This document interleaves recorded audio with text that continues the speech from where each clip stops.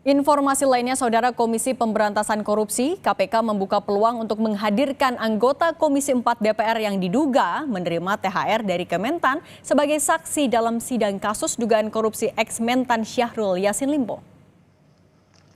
Juru bicara Penindakan dan Kelembagaan KPK Ali Fikri menyatakan jaksa akan mempertimbangkan perlu atau tidaknya para anggota DPR Komisi 4 yang diduga menerima THR tersebut perlu menjadi saksi dalam sidang perkara korupsi SYL.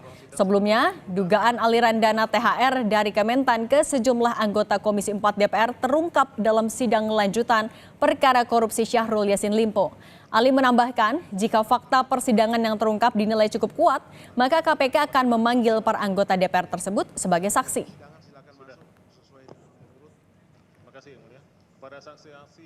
Fakta-fakta ini kuat untuk dikonfirmasi kepada para anggota DPR Komisi 4 yang diduga tadi menerima THR, ya pasti dipanggil sebagai saksi dalam proses persidangan. Apakah kemudian itu bagian dari gratifikasi?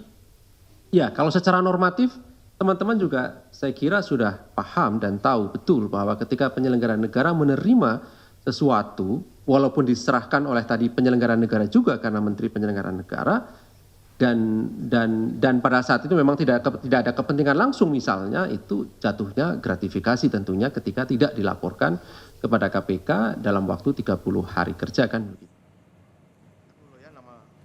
Jaksa KPK menghadirkan mantan koordinator substansi rumah tangga Kementan, Arief Sopyan, sebagai saksi. Dalam BAP-nya, saksi Arief membuat catatan terkait pembagian THR. Ia menerangkan THR untuk ketua fraksi Nasdem sebesar 100 juta rupiah dan anggota fraksi sebesar 50 juta rupiah.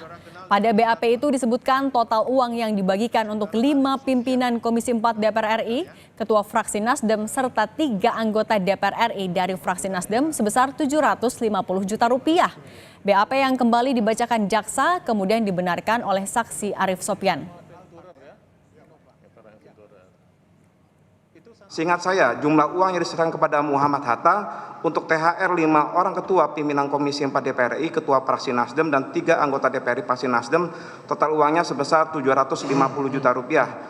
Proses penyerahan uangnya dilaksanakan di ruang kerja Muhammad Hatta yang berada di Gedung D Kementan RI. Uangnya yang diserahkan oleh staf saya, Agung Mahendra dan Kurniawan Zain. Secara bertahap, setahu saya sumber uangnya berasal sharing atau patungan yang salah satu di lingkungan Kementan RI. Ini benar keterangan saudara saksi? Ya, betul. Jadi,